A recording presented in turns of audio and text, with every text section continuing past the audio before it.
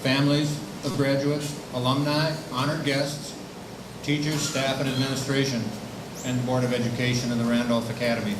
Welcome to the 17th commencement ceremony of the Randolph Academy. During those 17 years, you have all grown into the fine people you have become, and the Academy has grown too. It has grown into a school that enjoys the respect of educational leaders across the state. It has earned the honor of sending forth 124 students with diplomas and certificates into the world of work, higher education, vocational training, or the military. It has helped many more students find a new way of facing the world and a better chance of success. Now, graduations are a time of advice, of giving and receiving, welcome and some unwelcome. But advice isn't very helpful unless it comes from a trusted source. I hope there's one piece of advice that you've heard repeated many, many times from many, many sources since you've been here. And at least one of those sources, I hope you trust them enough to remember that the best way to help yourself is to say it. Okay, thank you. I was supposed to ask you all to finish it for me. As you leave here tonight, keep on helping others, but add this, and I like to remember this at every graduation. Everybody you come across in the world is in a very real sense your brother or your sister. And there's an age-old question that's been haunting mankind ever since the beginning of time, and the question is, am I my brother's keeper? And it's the same answer I heard at my college graduation many, many years ago, and the answer is you are your brother's keeper and all mankind is your brother. So the one thing you learned, if you learn one thing here, and I know you can learn many more things like that, keep helping each other. That's the way to success. Josie Garcia will lead us in our Pledge of Allegiance. Josie?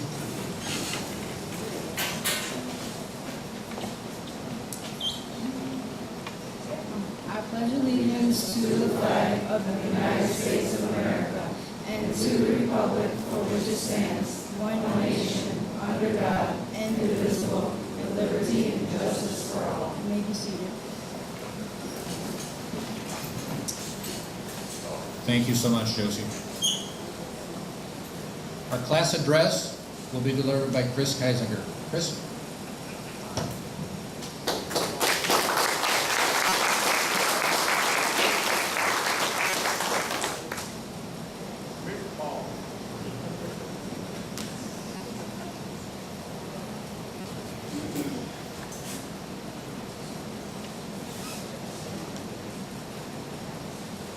Members of the Board of Education of Randolph Academy, Superintendent Mrs. Carlo, Principal Mr. Weichel, Academy faculty and staff, parents, family, and friends, greetings and welcome. My name is Christopher Kessinger, but you can call me, like most of my friends here, Meatball. My good friend Alex Shue and Tyler Odell, as well as myself, had a great pleasure of seeing many new faces come and go in this school, both staff and student alike, through the many years we have attended the Randolph Academy. We've seen firsthand how successful in life one can be if one follows the norm and culture and motivates themselves to what they want to do after this. Even though most people here, I go or I went to Randolph Academy, they think he is bad, but if you know the school, like my fellow staff and graduates, as well as myself here, no, they are not bad. They were just dealt a bad hand in life. One of our experiences I hope we all take with us after this final chapter of our lives is to be respectful, even if someone is not being respectful back.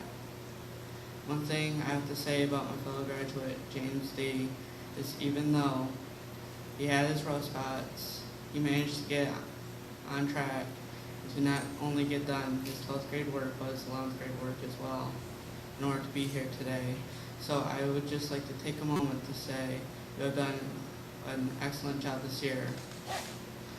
I, as well as my fellow graduates, went to Darien Lake as one of our senior trips.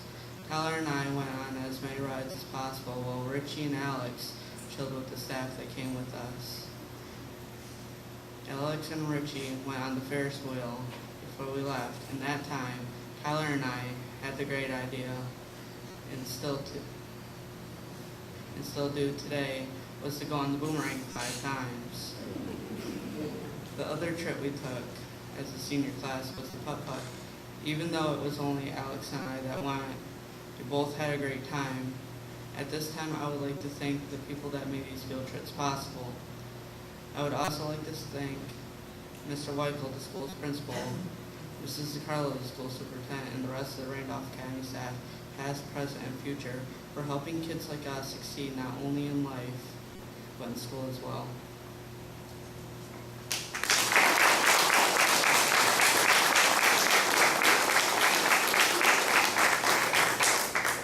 Thank you, Chris. I'm Lori DiCarlo. I'm Randolph Academy's superintendent. A few months ago, Principal Weichel and I received a phone call from a voice from long ago. This person called to say thank you, and he explained, he used to be a student here in the 90s, and he explained that he was now doing school counseling at South Park High School in the Buffalo Public School System. And as he reached out to kids to do the similar type of work with those kids as we did with him many years ago, he wanted us to know that they weren't making it any easier for him than he did for us. That person who called a few months ago was Andre Riley, tonight's commencement speaker. Andre Riley, after completing high school, went on to Erie Community College and earned an associate's degree in humanities and social sciences. Then he went to UB and earned a bachelor's in health and human services, and is currently enrolled in the master's in social work at the University of Buffalo. He's done lots of volunteer work as he pursues his very heartfelt passion to reach out to kids. He worked, presently he's the chair of the board of directors of the Buffalo Center for Social Progress.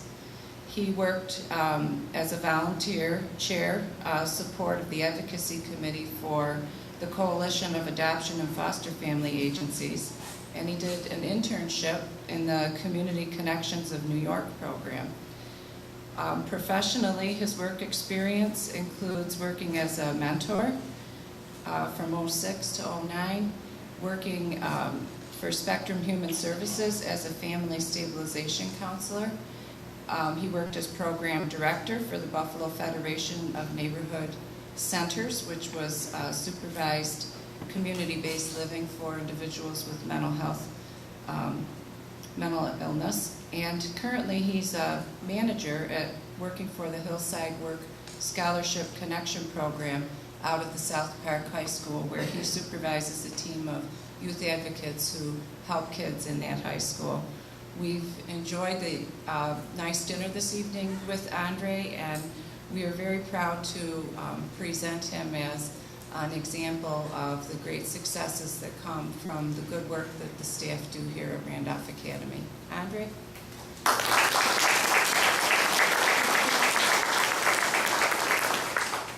Good afternoon. Mrs. DiCarlo was very nice. I caused hell when I was here at Randolph Children's Home and at the school. I just want to share a couple of thoughts with you. First of all, let me say it is an honor to be able to address you guys up there. I definitely know what it feels like to graduate. I had a point in time where I didn't think it was going to happen. As a matter of fact, when I came here, Mr. Sandy told me that I was only here for a year and a half. But I had recently reported that I was here for 2 years and a half because it felt like I was never going to get out of here. But eventually I did, and you guys are leaving and moving on to bigger and better things. But I just recently turned 30, and there's something about the age of 30 that something happens. It's like your frontal lobe becomes completed, and you start to think differently. I tried to hold on to 29, as long as I could, but I had to let it go. But 30 years ago, I was born to a mother addicted to drugs that was developmentally disabled, and I had an absent father. I was taken in by a close family member who ultimately lost custody due to abuse and neglect. So at the age of 7 and 8, I entered into the foster care system. Not because I had hit anybody above the head or stole a car, but just because people in my life that were supposed to be responsible didn't have the resources that they needed to have to take care of me. So I entered into the foster care system, a very challenging youth. I say a lot of times to the youth I deal with now that I know that I wrecked a couple of foster homes because I was difficult. I was angry. I was scared. I was someplace I had nothing to do with. So I apologize to those foster homes that I gave them a tough time. They continue to smile. So around 11 or 12, I came to Randolph Academy. And I wasn't happy about it. My social worker at the time said, Andre, I'm not going to put you in any more foster homes. Every time I put you in one, you find a reason to complain. I remember living in Westfield with a Latin American family. And when I was younger, I had a really quick mouth. I still do. I had a smart mouth, an attitude, and I could come up with things very easily to argue. And when they asked me, what's wrong with this foster family now? I had to say something. I said they eat rice and beans every day. and he said, well, Andre, that's not a reason to not want to be here. And I said, I don't care. And he had a trick. He said, well, I'm not putting you into another foster home. You're going to go into a residential facility. So I came here and I also interviewed at Augustus Adolphus. And they didn't take me, but Randolph did. So I found myself on campus with a social worker by the name of Laura Dubois. I will never forget her because she was firm, fair, and consistent. And I think for me, that is one of the things Randolph Children's Home provided, and also the school. They were firm and they were fair and they were consistent. I had trouble adjusting to that. But soon after I knew that I wasn't going anywhere until I fixed those problems, until I fixed my attitude, my facial expressions, I began to progress. They had a program at Randolph Academy, at Randolph Children's Home that helped me. It was a work program where we could work in the kitchen or work around grounds and earn money. I liked that because I was in control of something. I finally had a say-so on what I would do and what I would earn. So that, with the horse riding program, there was a lady named Smokey who was a fireball. She made me get on them horses, and I would just look at her and she wouldn't even hear anything I had to say. I'm like, yo, that horse is big, Smokey. I ain't got time to do that today. She'd get on it, and I got on it. And I rode horses.